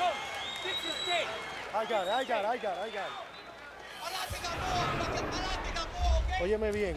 Listen to me. Óyeme bien. Listen to me well. Los rounds que tienen que ser We need to win these rounds. These rounds need to be yours, darling. Listen to me well. Okay. Aquí no ganamos decisión. There's no decision here. Aquí no ganamos decisión. There's no decision here. Este tipo te está dando with party shots. Okay. Este tipo te está dando con party shots. He's hitting you with these body shots. Come on. Tú te vas a sentar, tú le vas a meter. Él no sabe qué hacer. Well, you attack him. He doesn't know what to do. So don't let him go. Lateral to the lateral. Lateral right, lateral left. Mid-distance, hands up. Defense. Defense and you're not punching. Come on. Okay. Te sienta, le mete gancho de derecho y por el medio duro. Este tipo está cansado. This guy's tired. This guy's tired. He's ready to go. Heard Pastor Rafael Fariat, the trainer for Jimenez, saying he's hitting you with patty shots. Let's check on the scorecard of Harold Letterman. Okay, bud. 58, 55, 5 rounds to 1. Yuriorkis Gamboa. I can't get over this guy's hand speed. I mean, he's about as fast as you can get. Certainly, you got to get Darling Jimenez an extra point for the knockdown of round 4. But other than that, it's all Yuriorkis Gamboa doing what he's doing right now. Incredible hand speed, incredible work rate. They had too many shots. 5-1 Gamboa. Right hand got in from Gamboa, then a left hand to the chin, and then he smothers Jimenez. Let's go. Gamboa with a hook to the body. Lennox, you were impressed by Gamboa's demeanor in the corner in between rounds. Yeah, he's very relaxed. It doesn't even seem like he took a deep breath there. He's in great shape, and I don't think his arms are in good shape. But the reason why he keeps his arms down because he's got good leg movement. He's able to keep himself in and out of dangers just with his legs, so his hands can stay down. Gamboa did go down though in round number 4 from a right hand.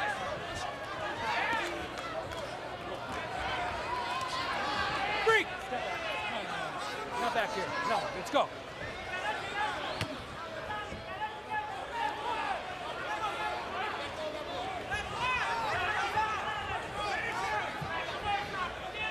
Gamboa backing up, daring Jimenez to come in, try and throw a shot, he's saying.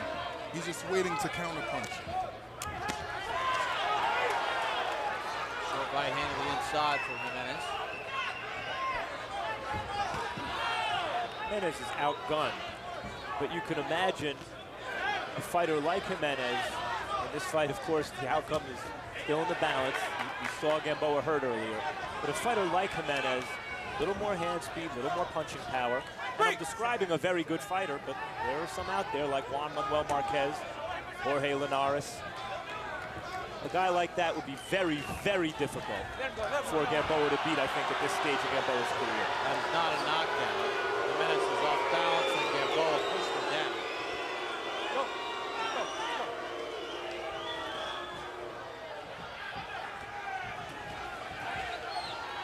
I see what you're saying, Max. There's a little bit more seasoning is needed here before that full step up.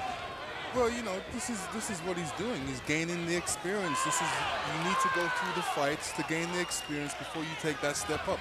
But while you're gaining the experience, these are the fights that you learn from, and you know, bring back to the gym. You study the tapes. You see what you can improve upon. And Gamboa using that movement. Again, he wrestles Jimenez down. That shows how strong Gamboa is. Welts under each eye for Darling Jimenez as he goes back to his corner after round 7. No knockdown. No knockdown, no points.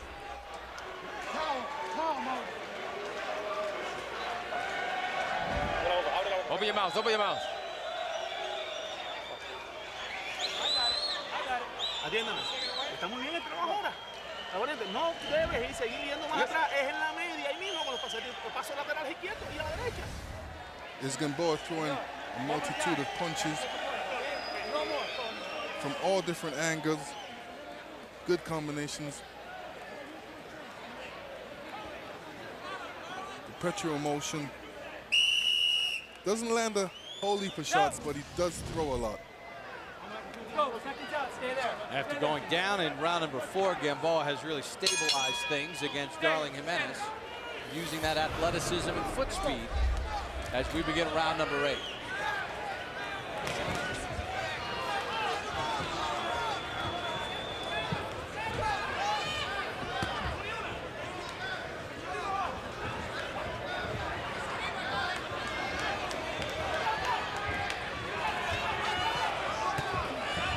Left hand from Gamboa, backs away. Bob Papa, Lennox Lewis, Max Kellerman.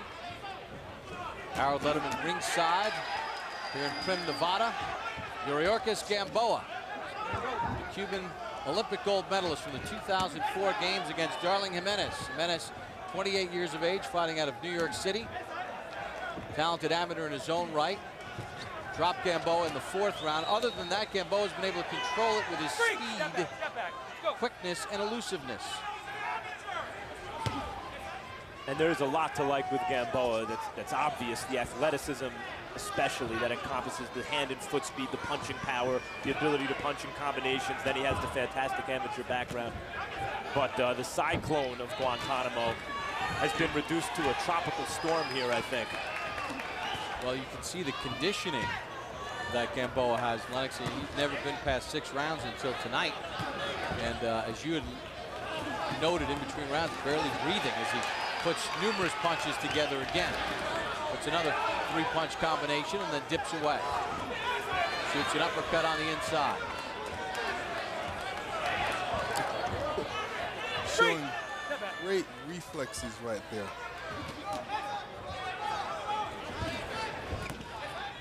Heads came together on the inside there. Watch your heads.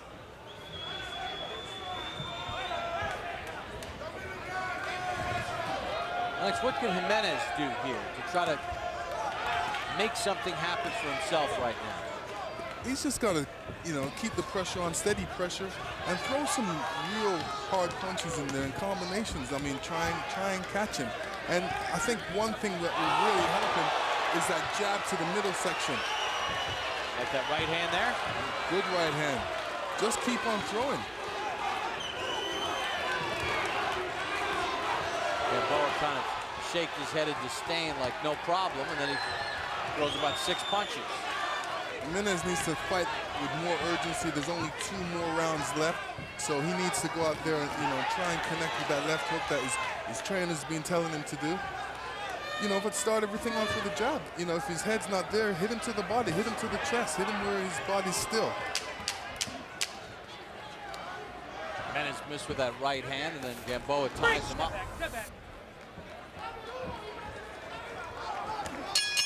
End of 8, scheduled for 10.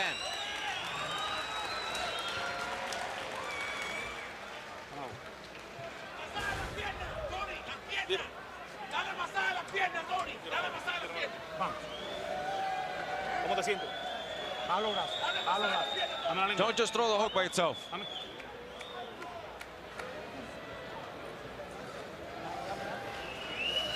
Atiéndame.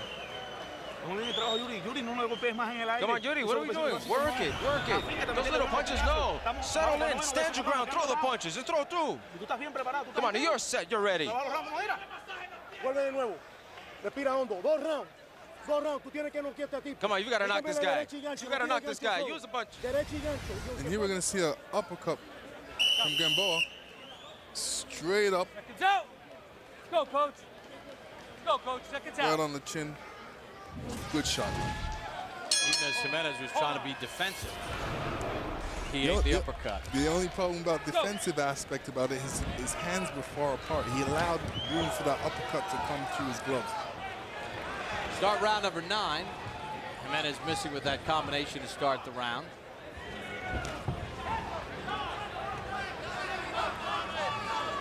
Well, the corner is pretty clear in Jimenez's camp. You got to go for broke here. You need a knockout.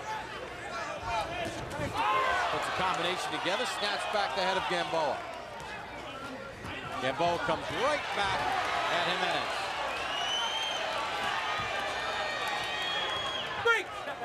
Step back. All right, watch your head. See Gamboa doing a good job there of smothering Jimenez's shots. He has some subtle defensive skill, Gamboa. Keeps his hands down. And unbelievable reflexes, too. There's a counter left hand and a right hand from Gamboa.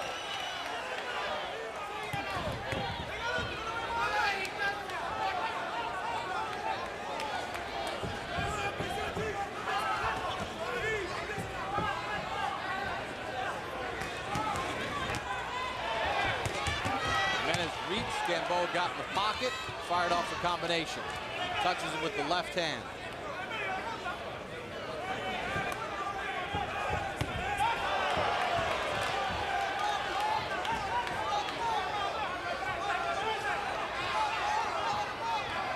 Jimenez is really trying to find Gamboa right now. You know, he's even, you know, stepping his step up, trying to catch him, trying to push him up against the ropes. He realizes he's only got a one round left, so he needs to do some damage right now. Gamboa's belief in himself is unmistakable. Even after tasting the canvas in this fight, he was hit with a couple shots just then in some exchanges by Jimenez. And Gamboa's reaction is not to run and hold, it's to fight right back, as though he refuses to believe that in an exchange, he's not the better man. It says a lot. Yeah, that lone right hand by Jimenez that lands, and Gamboa's back with 4 of his own. And he gets Jimenez to reach because he uses that lateral movement. Break! Step back, step back.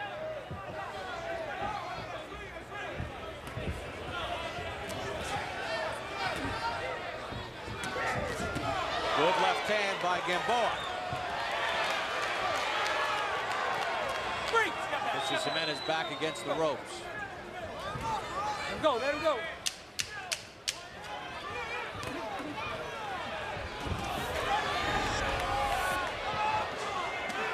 Short right inside by Gamboa as we end round number 9.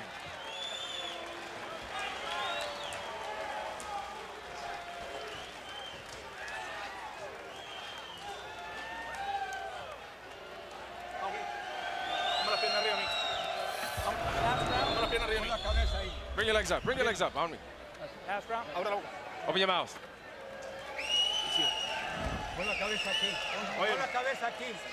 Put your head down. Esto es un trabajo ahora. Concéntrate nada más lo que estás haciendo. Focus on what you're doing. Focus. Be intelligent. Be intelligent. Meter el golpe de fuerza. Tira con él. Este es el último round. No hay más. This is the last round. No lo dejes que trabaje Last round. solo. Don't let him work. No me tira el gancho solo. Si tira Don't throw the derecha, suelta hook by derecha. itself. Throw the right No, in tírame la also. derecha y el gancho detrás, Throw the no right in the derecha. hook. Este no tiene para golpearte a ti. Ya. Vamos ya, ya, vamos ya, compadre. Let's go. Let's go. Seconds out. Seconds out. Yuriorkis, Gamboa, and Darling Jimenez begin the 10th and final round. Gamboa dropped in round number 4. Other than that, he's been pretty dominant.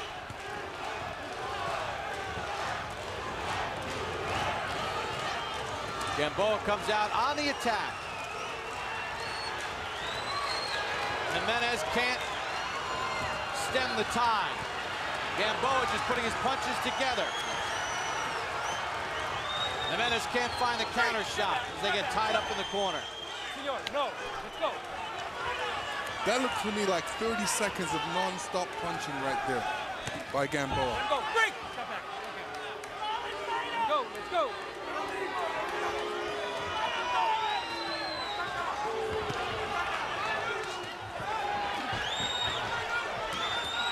Another combination from Gamboa, walking Jimenez down.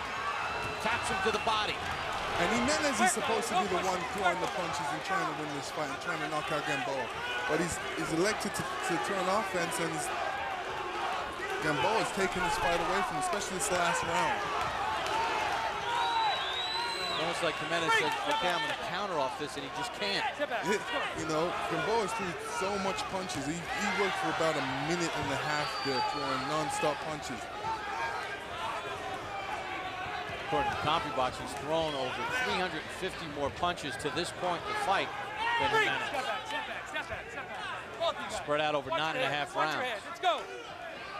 His hand speed, Gamboa's hand speed and punching power has discouraged Jimenez from countering as much as Jimenez probably should have, because like right there, you see he has success when he lets his hands go.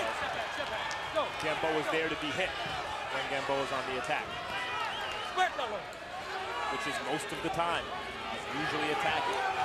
Gamboa is doing a smart thing right now. He's smothering Jimenez against the ropes, not allowing him to come back with any punches. Anytime Gamboa finishes his combination, watch him, he's just either steps to the side or steps in and smothers Jimenez. Another combination, then Gamboa moves away. Jimenez just can't uncork a punch. Gamboa has to watch out for that left hook, because Jimenez's left hook is still dangerous, and he's looking to throw it.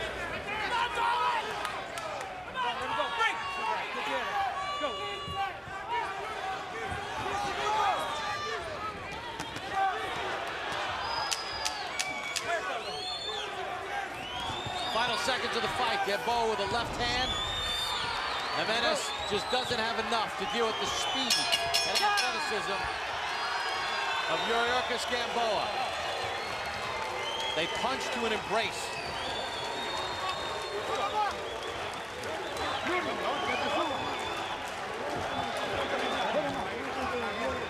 Darling Jimenez couldn't handle the speed of Gamboa. And the work rate of Gamboa. Tranquilo, tranquilo.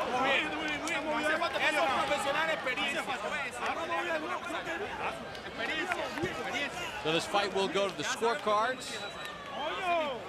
Gamboa and Jimenez go the 10 rounds, and here are the judges. Raul Calles Sr., 38 title fights.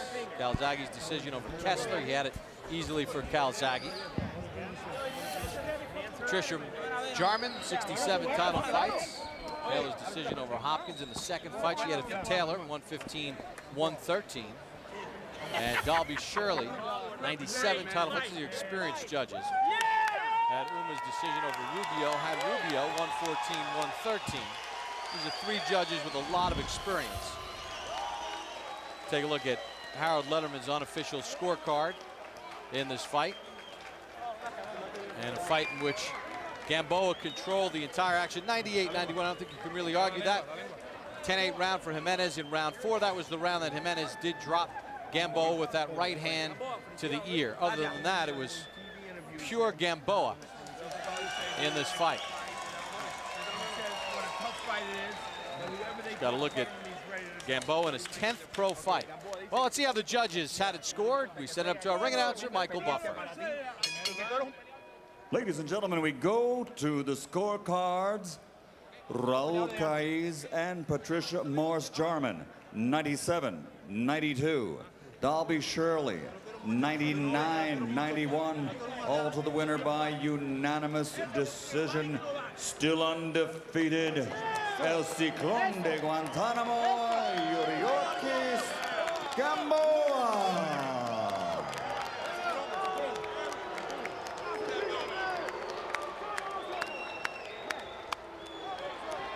Yuriorkis Gamboa, unanimous decision victory over Darling Jimenez. The only blemish, that round 4 in which he got dropped from that right hand. As the Cuban fans celebrate Gamboa's 10th win as a pro. Does not get the stoppage as he steps up in class against the tough Darling Jimenez. He shows all the physical attributes, the hand speed, the movement, the athleticism in coming away with the victory. So Gamboa with the win. You see the work rate for Gamboa, just fantastic. 807 punches thrown during the balance of a 10-round fight, landing at 34%, 271 to 113. used his power punches in this fight where he threw 608, landed at 38%, and you see Jimenez did not even crack the 100 mark in connects as far as the power punches are concerned. So Jimenez, who was coming off a one-year layoff and only his second fight in the last 2 years, gets outclassed by Gamboa. All right, Lennox, your impressions of what you saw from Gamboa in this fight, the things that you liked and the things that you feel he needs to work on. Well, like I said, he's got good speed, good movement. He slips punches well. He's got a good power right hand. I would love to see him, you know, keep his hands up a bit more. But if you notice, when he was keeping his hands down, he was far away from his opponent. He kind of felt, you know, easy out there, felt simple in the sense that, you know, he didn't have nothing really to worry about, and he just used his speed and his experience. And like I said, he's got an extensive amateur career, over 400 fights, and this showed tonight. All right, Max Kellerman, only the 10th professional fight for Gamboa. It is a different game than the amateur game as far as the style.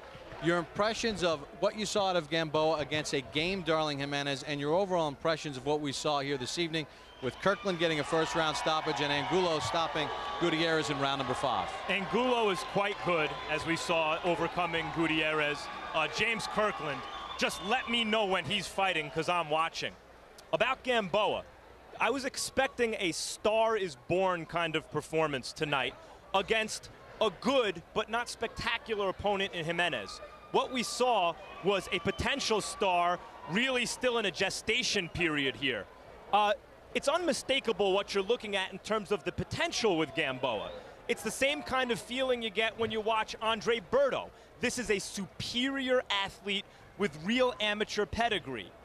But there's another guy in the featherweight, junior lightweight weight class neighborhood, Jorge Linares. We've seen him on a pay-per-view undercard. Linares is the real deal. There's a thought among some in boxing that eventually Linares-Gamboa would be the super fight at 130 or 135 pounds, wherever these two guys wind up. Right now, that fight is a bit of a mismatch. Gamboa has a ways to go. I would start by saying, as Lennox said, he needs to keep his hands up. I mean, that's pretty basic. You can get away with that stuff sometimes, as Muhammad Ali did when you're 6'3" and you can lean back. When you're closer to 5'3", as you lean back, you're still in the path of the punches. And for a fight that, as Lennox mentioned earlier, Gamboa didn't feel like he had to worry about much. He was dropped and hit cleanly many times. Well, the question coming in tonight, Max, and a pleasure as always working with you, was the young undefeated prospects and how would they perform tonight? All of them stepping up in class. James Kirkland got things started. He jumped all over the veteran Amorcelli Albert, taking him out in round number 1 in very impressive fashion. Then you got to look at Richard Gutierrez going against Alfredo Angulo. This was a battle in which they both fought the same style fight, and Angulo got hurt in round number 5, but in that 5th round, he was able to throw the straighter, harder punches as he was able to stop Gutierrez at the end of that round. And then, of course, Gutierrez Gamboa with a 10-round unanimous decision victory in the ring tonight against Darling Jimenez. Well, if you missed any part of tonight's action here on HBO, you can see it again on HBO tomorrow morning at 9 a.m. or on HBO 2 Sunday at 5:30 p.m. or Tuesday night at midnight. Tomorrow morning at 8 a.m. and Monday night at 10:15 p.m. It's Real Sports, featuring the first televised interview with Matt Walsh, the former Patriots employee at the center of Spygate. And June the 7th, 160-pound champ Kelly Pavlik defends his title against Gary Lockett, and Daniel Ponce de Leon puts his 122-pound belt on the line against Juan Manuel Lopez. Coming up next on HBO, it's Flight of the Conchords, followed by Snakes on a Plane. So for our entire HBO crew, this is Bob Papa saying good night, and thanks for being with us.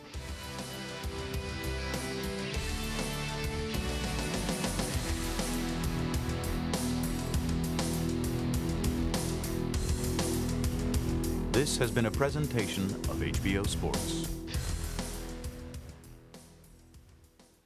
On the next World Championship Boxing, the pride of the Midwest and undefeated middleweight champion, Kelly Pavlik, whose rise to power took the boxing world by storm, makes the first defense of his crown against Gary Lockett, a hard-nosed brawler from Wales with a passion to make his nation proud. Two hometown heroes in a battle for pride and honor.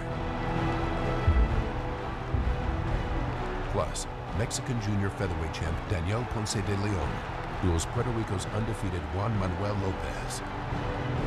It all happens live, Saturday, June 7th on HBO. The best fighters in the world fight here.